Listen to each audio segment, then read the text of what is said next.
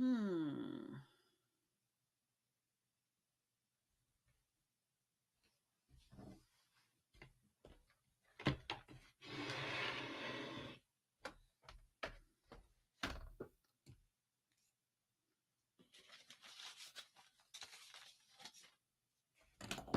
Whoops.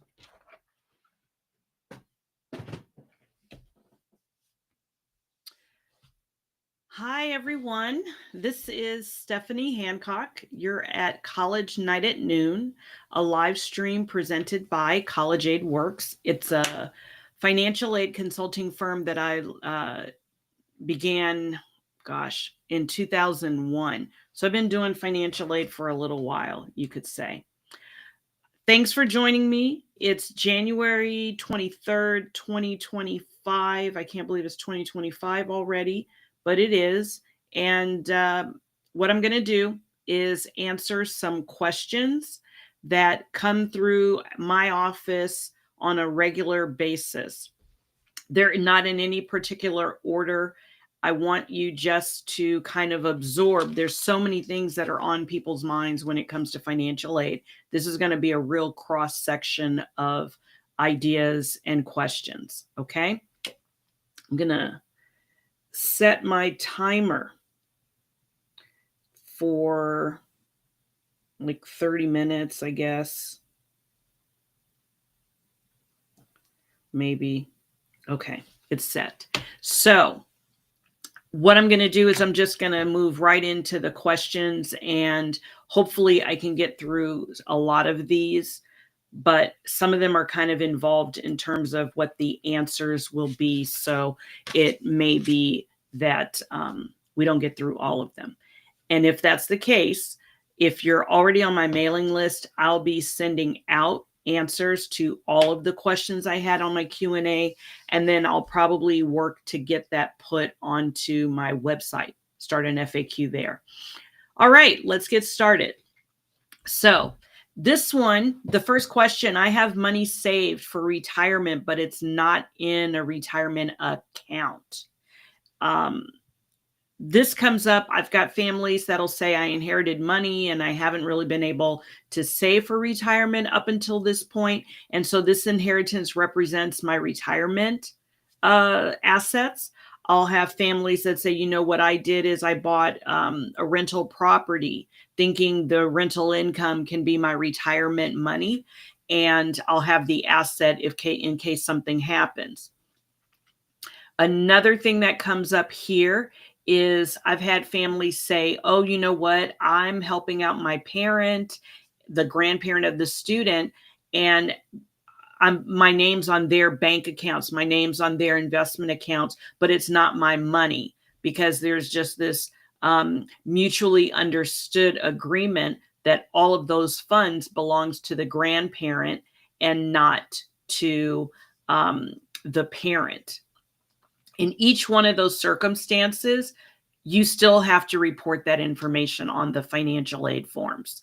When it comes to retirement assets, if a retirement asset is not in a shielded retirement vehicle, the school is going to count it. The formula has to include that information.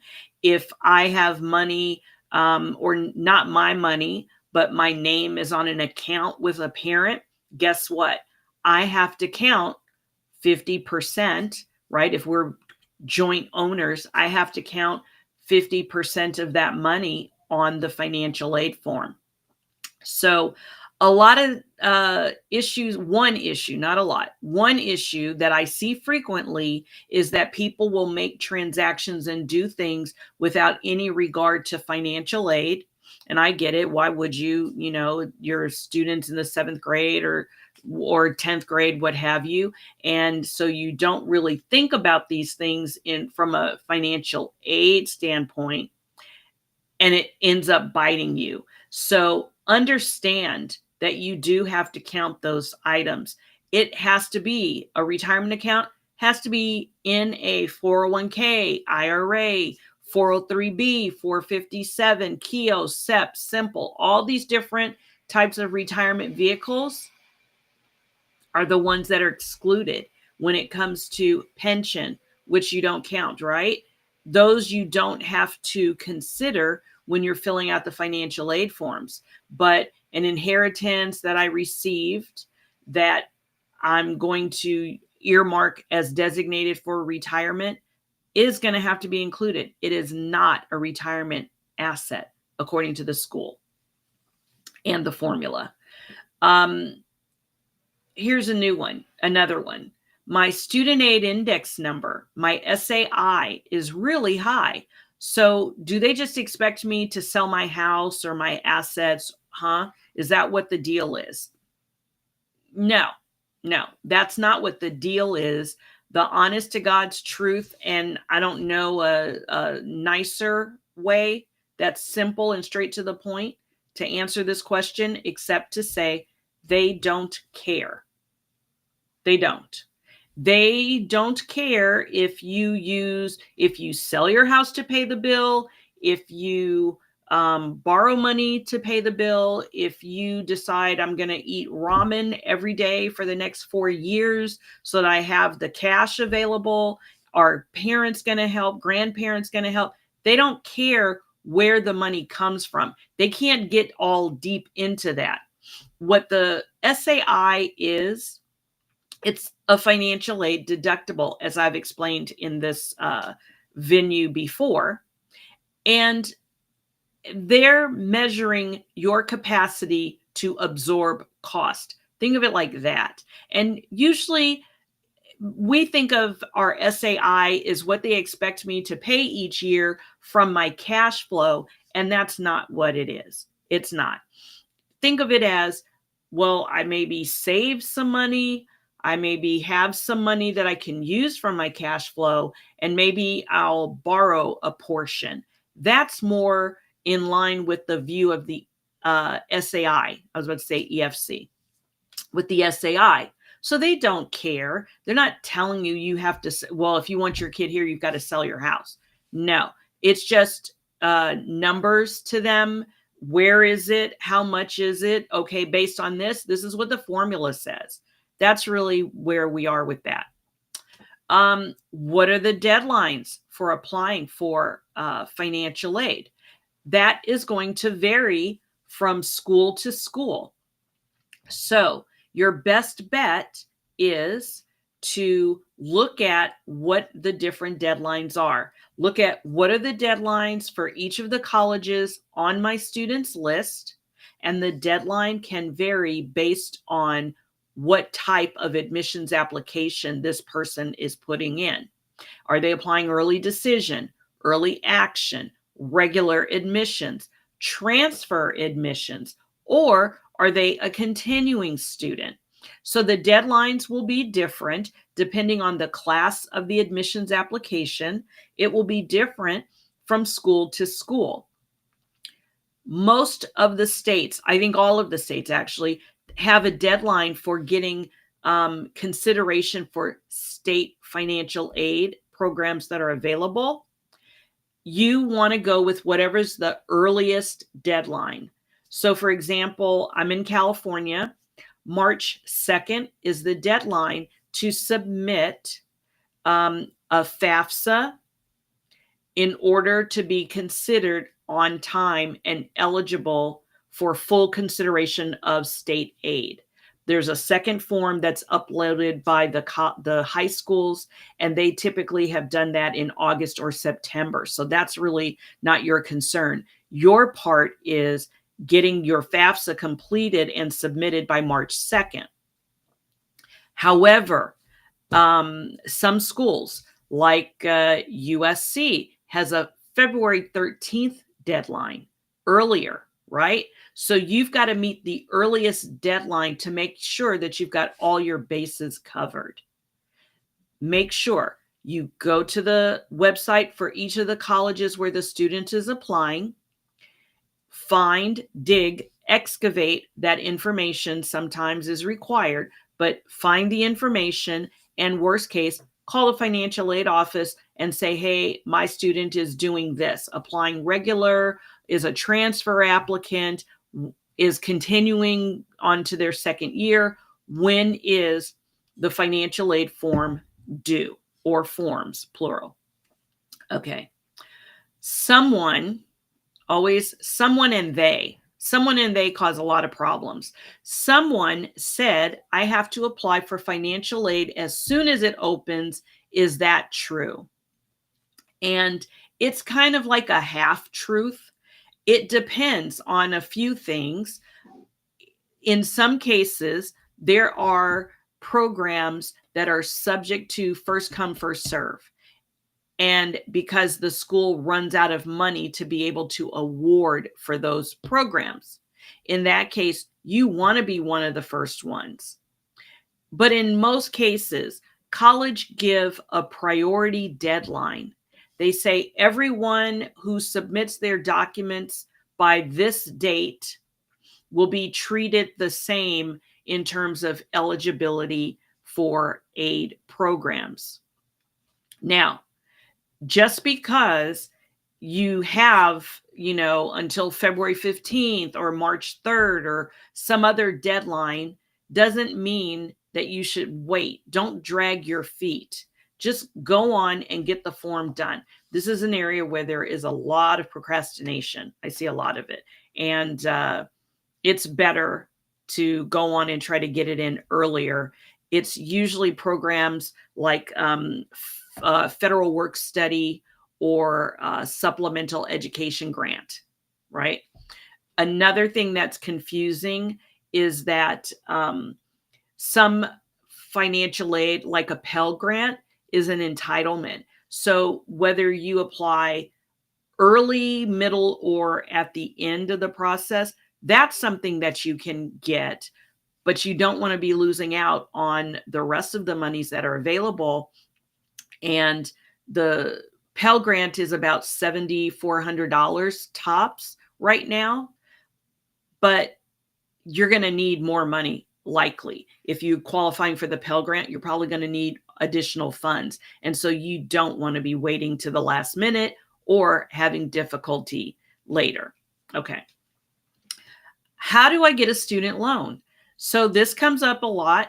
You get the student loan by submitting the FAFSA application. It's really very easy. So you're going to submit the FAFSA, and if that's the only form that the school requires, you're going to be considered for all federal financial aid, including the student loan. You're going to be considered for all state aid that you're eligible for, and you're also going to be included in all institutional money considered. Okay. So people tend to think that there's a form for this and then there's a form for that, when really the FAFSA for the majority of colleges is like your one-stop form. That's going to be your most important. Now, I'm going to talk about state aid in a minute, so I'll go into some details about what else you may need. But to be considered for federal financial aid, to be considered for state financial aid, to be considered for institutional aid, the majority of the time you're going to need the FAFSA form. And then some colleges require, in addition, their own form to be considered for their own money, or they require a form called the CSS profile form to be considered for their own money. And then the state may have something. But if you get the FAFSA done, you're like 90% there typically in most cases. Okay. Here's another one I get a lot. What are most families doing? And this question usually comes when families are faced with the fact that their student aid index, that financial aid deductible, is more than they thought it would be, more than they think it should be. And now they're worried because they're doing some quick math, trying to figure out, well, how am I going to cover this cost? What am I going to do? So they see their friends or other parents paying for college, or these kids going off to college, and they're thinking, well, shoot, this is really going to be a tough nut to crack. What are they doing? What do they know that I don't know? All right. So one thing I want to say to people is, in a process like this, it's better to have blinders on. because someone or they are going to tell you you're not eligible. They're going to tell you you're not going to qualify. They're going to give you facts that maybe are not actual facts. They're going to give you conclusions that they've come to. So some families are borrowing a lot of money and regretting it later. Some are borrowing it with no regret, but in a lot of debt. Some are choosing community college as the first stop and then a transfer to a 4-year university as a way to make it more affordable. Some people are lucky enough to have family or friends that offer to help contribute toward the cost of college.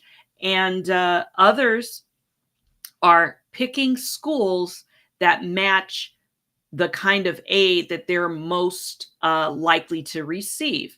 So they look for schools that are in their financial budget. And then their kids are able to go to college without it being as stifling as it could be otherwise. What forms do I need to get state aid? So I've already tapped on this a little bit. In California, as an example, when I have a student in high school, the high school uploads a form that the state of California requires, and I do the FAFSA. And those two, I tell people, are like Wonder Twin powers activating, if you know what I'm saying. It is this document plus this document is a complete financial aid application.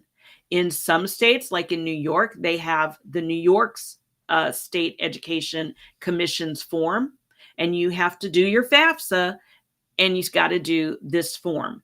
And other states, it might be help from the school directly. So it'll vary from state to state. What you should do is Google, right? State aid in Illinois, state aid in New Mexico, and see that you get directed to the proper link.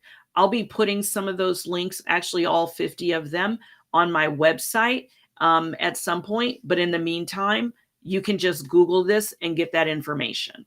Okay. Where do I list my students' 529 plan on the FAFSA? This is a very common question. When I go out and I speak at high schools to talk about financial aid, this question comes up every single time, every single time. So let me give you the lowdown here.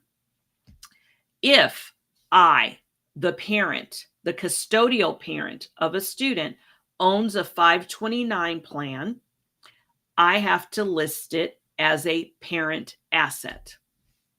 Very straightforward. If my student owns a 529 plan, I am allowed to list my student's 529 plan as an asset of the parent. Why does this matter? Why is it a big deal? Well, even though financial aid forms are predominantly driven by income, the numbers, assets matter too. If I own a 529 or a savings account that's not a 529, in either example, when I list that asset on the FAFSA or the financial aid for any financial aid form, let's say it's being assessed on the FAFSA at 5.64% or rounded up to 6. So if I've saved $100,000 in a savings account, $6,000 or $5,640, if we're technical, is being assessed on my savings. If I've saved $100,000 into a 529 plan, 5.64% is assessed. So $5,640 is what's going into the formula, how much I need to contribute or will be expected to contribute. Now, if my student has a savings account at the bank and it's in their name and everyone, grandparents, parents, friends, family have all contributed over the years, and now my student has $100,000 in a savings account, the FAFSA formula is going to assess that student's savings at 20%. And that means $20,000 is going to go into the calculation of the student's student aid index, SAI. If a student has a 529 that they own, money acquired from the same, way, sources, the 529 is not assessed at 20% because I'm listing it as a parent asset and it will be assessed at 5.64, even though the student is the owner. Okay, so right about here is where people start to kind of, get the scrunchy face and trying to figure out, well, what's mine? How do I know? If mine says custodial parent, FBO for the benefit of student, that's owned by the parent. And if it says something like student name, UGMA, UTMA, custodial parent, grandparent, uncle, aunt, friend, custodian, that's owned by the student. Okay, now here's what's really kind of groovy and cool is that if the 529 is owned by the grandparent, the friend, the aunt, the cousin, the non-custodial parent, then guess what? It's not counted on the FAFSA. Only assets owned by the custodial parent or parents and the student applying for financial aid are going to be considered. And that means 0 is going into the calculation of what the family should be paying. So this is a recent change that happened last season, and it's a nice one. Or actually, it happened a few years earlier. But what is different is when money comes out, who's getting assessed and stuff. And this is going to be really favorable for everyone. Okay. Now, what expenses are and are not covered by financial aid? Last week, I had a conversation with a mom who met with me 3 years ago. And she did the financial aid forms. The EFC was $17,000. EFC meant expected family contribution. It was your financial aid deductible. And just like now, the student aid index, the SAI, is the financial aid deductible, meaning you've got to pay the first X amount of dollars before the school will even consider kicking in to help with the price. Okay, so now that you have that background knowledge, the EFC/SAI was $17,000. And the student was going to a school that cost $30,000. But the mom saw tuition $6,000. The EFC/SAI is $17,000. When your SAI is more than the cost of attendance, you're not getting any money. But she was in her mind thinking tuition's lower than the SAI, EFC. So then what's the point of going any further? And last week, she found out that she was wrong, because cost of attendance for financial aid purposes is going to include tuition, room and board, books, transportation, and pocket money. All of those are considered. Room and board is considered whether the student lives at home, on campus, or off campus in an apartment, right? So no matter the circumstance, money is allocated. If it's the student is going to say is living with their parents, there's still an amount of money in the financial aid budget that goes towards those expenses. So that's what's covered. What's not covered are things like sorority, Greek fees, dental insurance. Those are big ones that come to mind right now.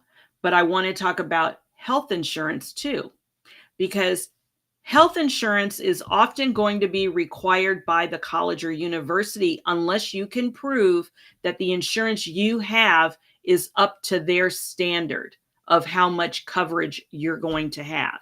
So if you live in one of those towns or a state where there's a closed-in HMO and your student leaves the state, if you're in Affordable Care Act and you're using that program, the exchange, to get insurance, in almost all those cases, you're not really covered for non-emergency outside of the state. So that's something to check into on a side note. But here's the thing. Some colleges will give you a grant to offset the cost of health insurance, and other colleges don't. So that's kind of a sometimes it is, sometimes it isn't.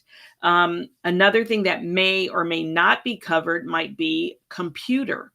If your student has to get a laptop, if it's got specific requirements, some colleges do have grants toward getting the student a laptop. Others don't. Most don't. But these are the kinds of things that you want to be thinking about. What also is not covered is outfitting a dorm, right? So you want to know, when you're figuring out what my expenses are going to be for a year of schooling for my student, what's covered, what's not covered. And make sure you don't make the mistake of just thinking about tuition. Because a lot of people go, here, $95,000, oh my God, tuition, and then I got to pay all these other things. No, $95,000, which is extraordinarily high in my opinion, is including tuition, room and board, books, transportation to and from the campus, and pocket money, because you can't send a student away from home for an extended period of time and let them walk around with no money to their name, right? Got to buy gum, got to buy shampoo, soap, pizza, all these different things. All right. So those are the expenses that are covered.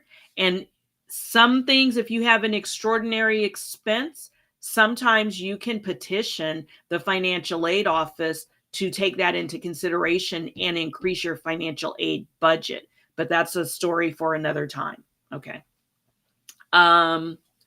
This one, here's a question I get a lot. I have 2 kids. Can I just do one form?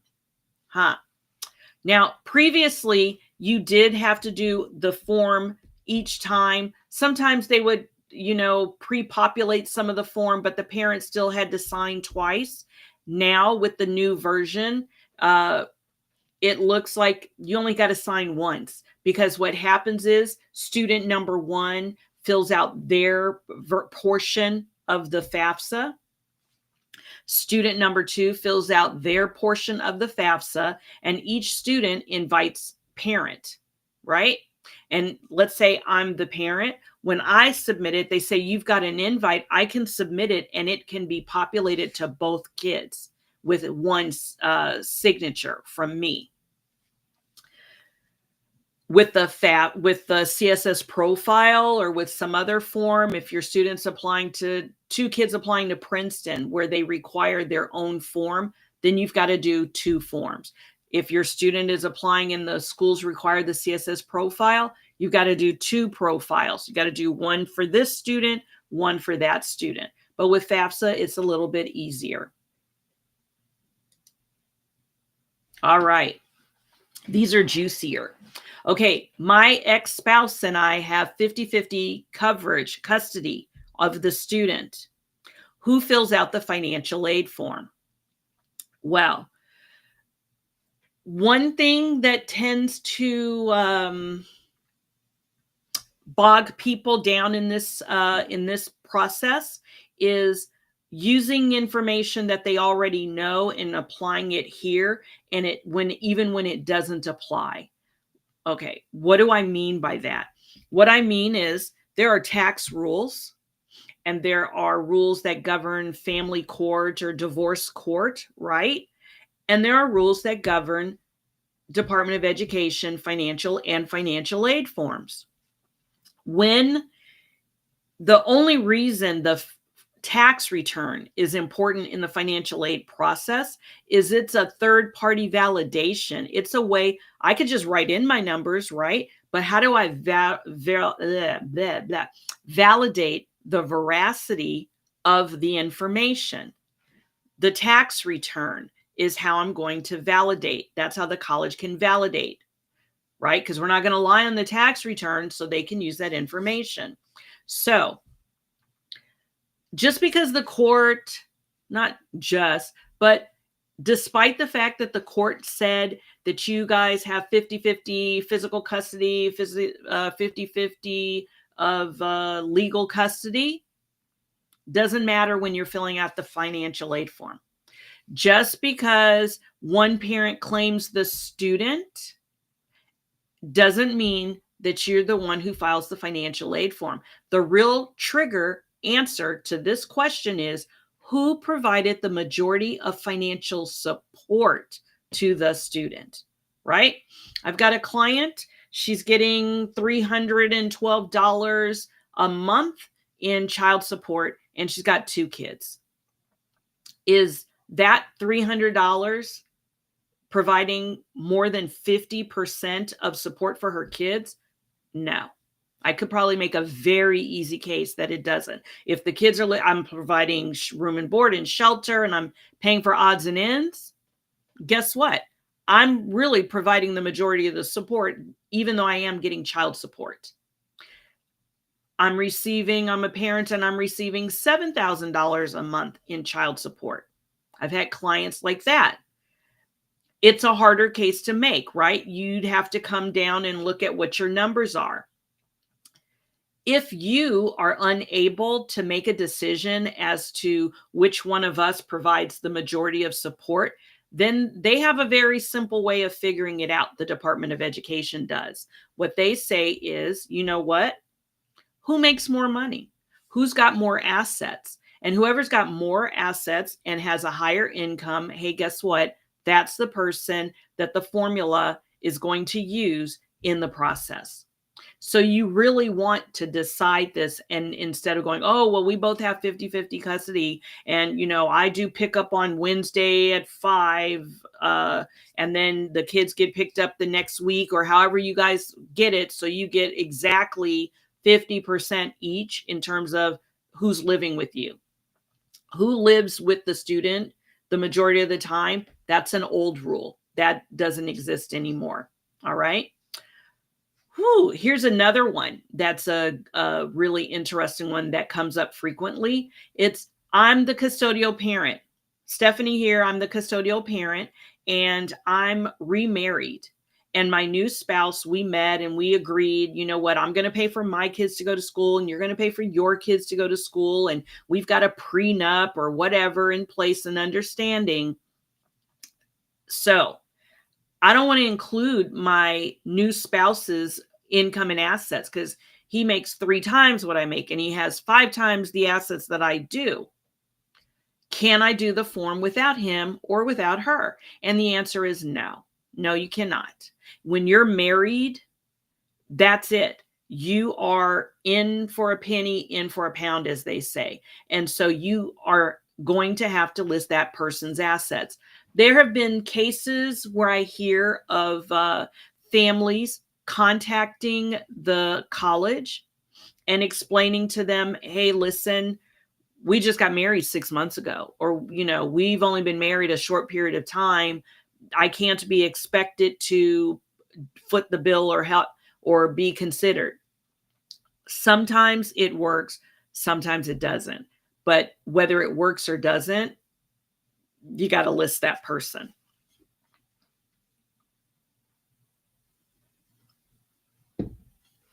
Okay, here's more a comment, but I'm going to give a response because this comes up a lot. And it's really kind of a question too. The comment I hear often is, we didn't get any financial aid. My student will just have to take out loans. And the reason I'm bringing this one up is because the assumption is that the student can just take out as many loans as required. And that is not exactly what parents are thinking of. A freshman can get $5,500 in federal student loans, regardless of their parents' income or assets. So if I make $500,000 a year, or if I've got $5 million in assets that I've put into the form, my student can still get $5,500 as a freshman. And when I tell people this, that the limit is the 5,500, they kind of go, like, what are you talking about? How are all these other people getting all this money? Well, it's multiple reasons, but the most important thing is, number one, that is the max for a freshman. Number two, any other loans out there, you got to go to the marketplace, and someone, wink, wink, looking at you, has to sign as co-signer. The federal student loan is the only loan that I'm aware of that does not require a co-signer for a 17-year-old with no job and no credit who's going to go to school. So if your plan of action is, well, my kid will just have to take out student loans and I'll help and pay back what I can, you're going to probably end up on the hook also, because you are going to have to co-sign the loan unless a grandparent, aunt, uncle, friend are going to be willing to do so. Okay. Now, should we wait to do the financial aid form or forms until my student has submitted all of the admissions applications? I don't think so. I think it gums up the works and makes something that should be very straightforward overly complicated. And the reason I say this is, when you're filling out the financial aid form, you can list up to 20 schools. It doesn't matter whether you've had an application already submitted or not, just do it. And then if you have a student who decides, you know what, I thought I was going to apply to ABC University, but I actually changed my mind, it's not going to hurt. It's like no harm, no foul, right? In basketball, you submitted it, but the school isn't going to come looking to prepare a financial aid offer. They're not going to say, well, we got a financial aid application, but we don't have an admissions application. Why is that? The reverse, though, can happen. Oh, we see that you applied for admissions, but we don't have a financial aid application. You run a greater risk of missing a deadline if you decide to do onesies and twosies as the student submits the application, because I've submitted it, and then every time I'm going to have to go back and, okay, I just finished, XYZ college. Okay, let me add them in. Okay, I just finished another one 2 days later. Let me add them in. Just get it done. Just get it done. So don't wait until all the admissions applications are submitted if you think you're going to submit them. And don't wait until you're accepted to apply. I've seen this too. People will wait until they go, you know what, we're just going to wait until we get the all the admissions decisions. My student decides which school they want to go to, and then we're going to submit the financial aid applications. Not good.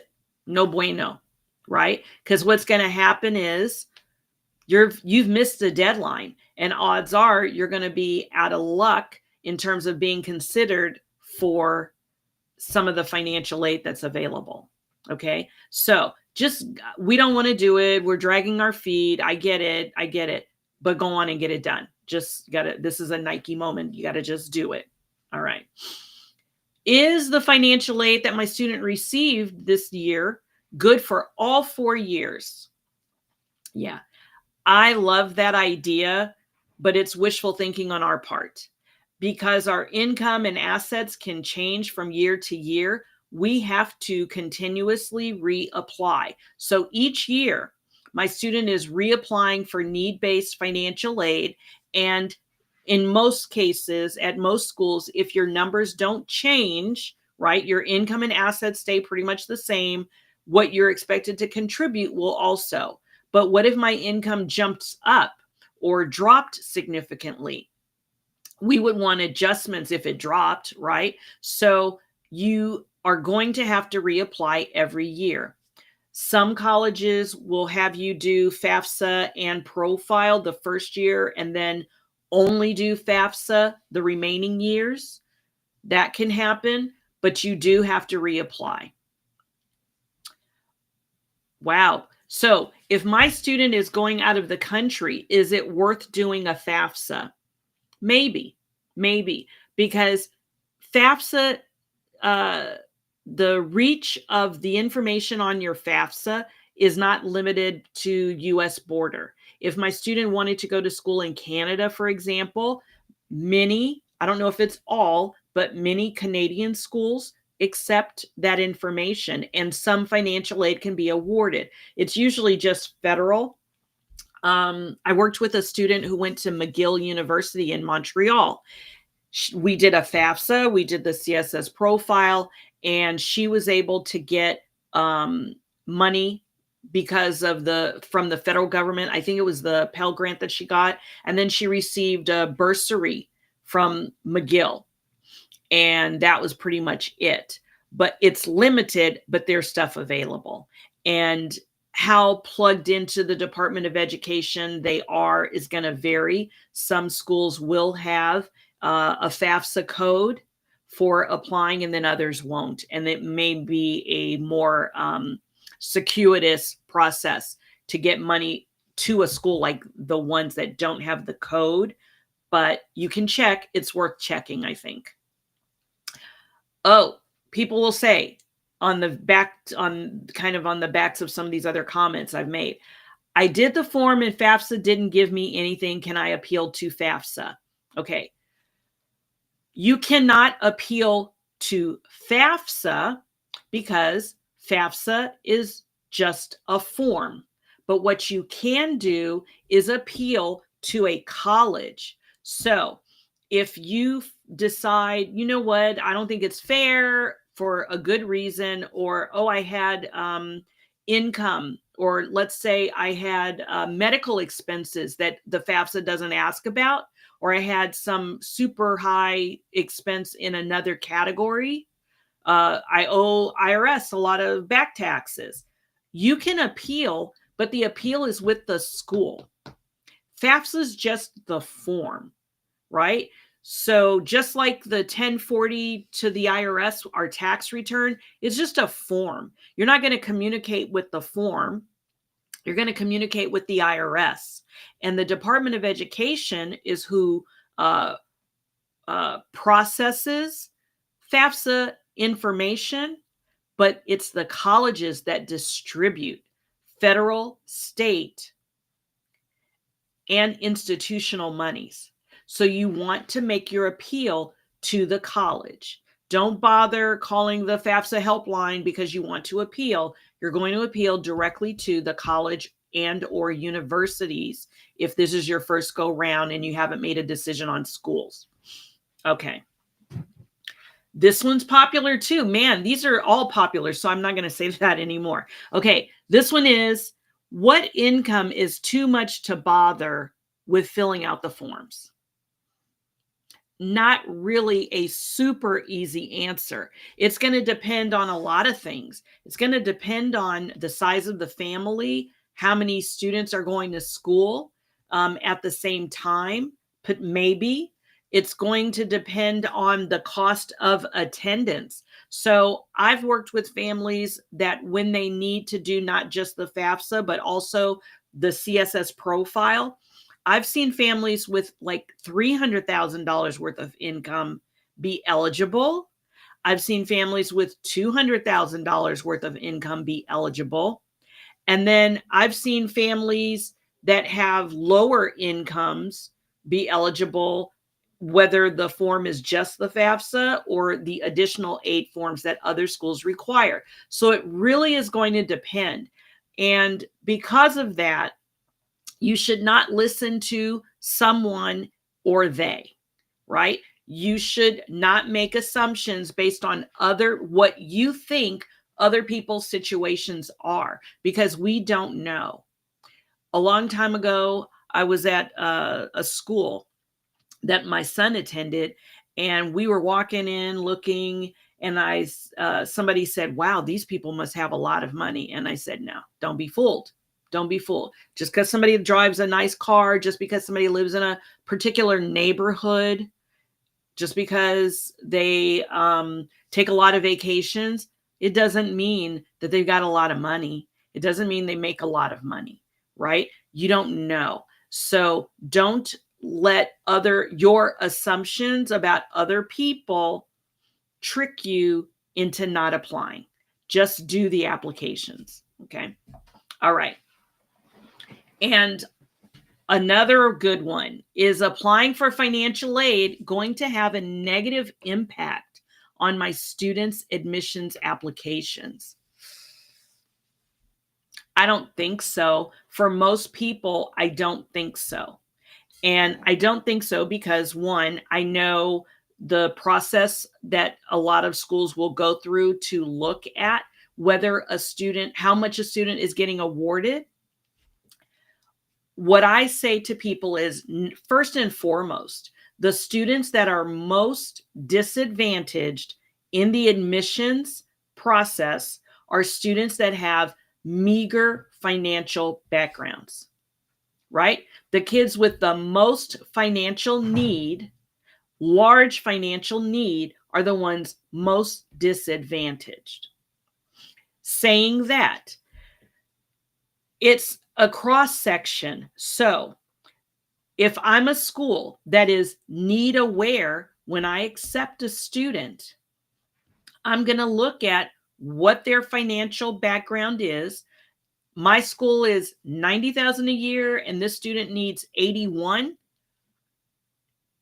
And are they an outstanding student by my standard? Are they a reach student by my standard? Did they apply late in the process and we're down to putting the last finishing touches on a class of students? Those are factors that are going to affect. So if I'm a reach student and there's another reach student and I need 80,000 and that kid needs only 20 to come to campus, and we're both like the bottom of the barrel in terms of applicants, I'm expecting that the student that needs less money is going to get that acceptance over me. However, the people that ask this question the most of me tend to be families that are more middle and upper middle income. And if that's your situation, odds are you're not going to need $80,000 a year. You're probably going to be more the 20 or 40 or 60,000, maybe 50, right? 50% need. And in those cases, it's kind of neutral for you.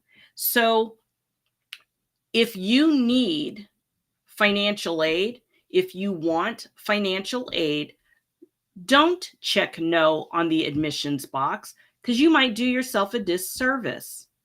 I had a client years ago, they put down on the admissions application that they were not applying for need-based financial aid, and the school took them at their word, accepted the student, and then the mom's financial aid situation changed. And guess what?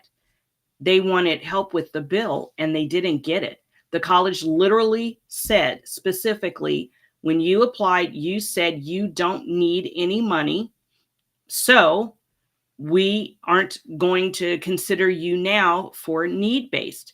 You can apply for need-based next year, but this year you got to go it on your own. And if they had checked the box and done the process, crisis averted. So don't think that way. Parents think, well, I'll say no and then I'll say yes. Or, one parent said to me, my daughter didn't get into NYU. Is it because we applied for financial aid? No. Because what some schools do also is they will admit a student, but just not give them enough money to be able to come, right? So that happens a lot at different colleges. If your student didn't get in, it's because there's so many students that are qualified, and it's the game of musical chairs. They just don't have all the seats. And it's not because your student's not smart. It's not because your student applied for financial aid. They're going to see your numbers and see, oh, this person's not going to qualify for any money. That's not going to negatively impact you, right? So everybody wants to get like that extra ounce, that extra inch ahead of somebody else. It's not even possible. There's so many different variables that are out of our control, and this one is not going to sink your kid. Just not.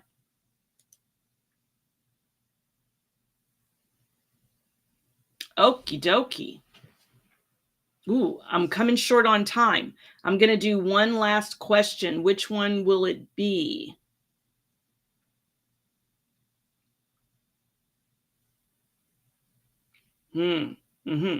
Okay, let's go with my income was lower in the prior year. So let's say it's January 2025. I've got a senior. I'm supposed to be supplying 2023's income information on my financial aid forms, but I don't want to, because that income is much higher than what my 2024 would show if I could show it. Can I just put in the newer income information into the form? No, no can do, Elroy. You cannot do that. What you can do alternatively is give the people what they want on the FAFSA. They want your 2023 income. Link that stuff up to the IRS and let them do their little data exchange. And then you can contact the school and ask to appeal because your income is down. Now, how much is it down? Is it down $5,000? Is that 2% of your income? Is it 25% of your income, right? So if you have a significant decline in your income information, you can appeal, but you cannot take it on your own and just decide I'm going to override this and load in my 2024 numbers, my most recent income numbers, instead of the prior year's numbers. Okay. I'm going to stop there because it's 11:52 and I can't get through all of the questions. I still got way more questions. What I would suggest is, if you're on my mailing list, I'm going to send out these, the answers and the questions to everyone on the mailing list, people that weren't able to get onto the live stream, and those of you that are here. The other thing is, I'll get these posted onto my website. So even if you're not on the mailing list, that's going to take a little bit longer, but I'll get them posted on my website so you can see these answers, and they'll be a little more succinct because, you know, I got to add a little more because I'm live here. But that's what we'll do. So thank you for joining the live stream. If you would please like this on Netflix. Okay, you know where my mind is. Like it on YouTube, the YouTube, as some people in my house say, or follow me on my LinkedIn, Instagram, Blue Sky, Facebook. Just follow me on some social media. TikTok, I'm there too, because I'm actually starting to get more content up and going because my kids have all left home and are either in college or done. So I got more time on my hands right now. Okay, thanks a lot for joining, and we'll see you.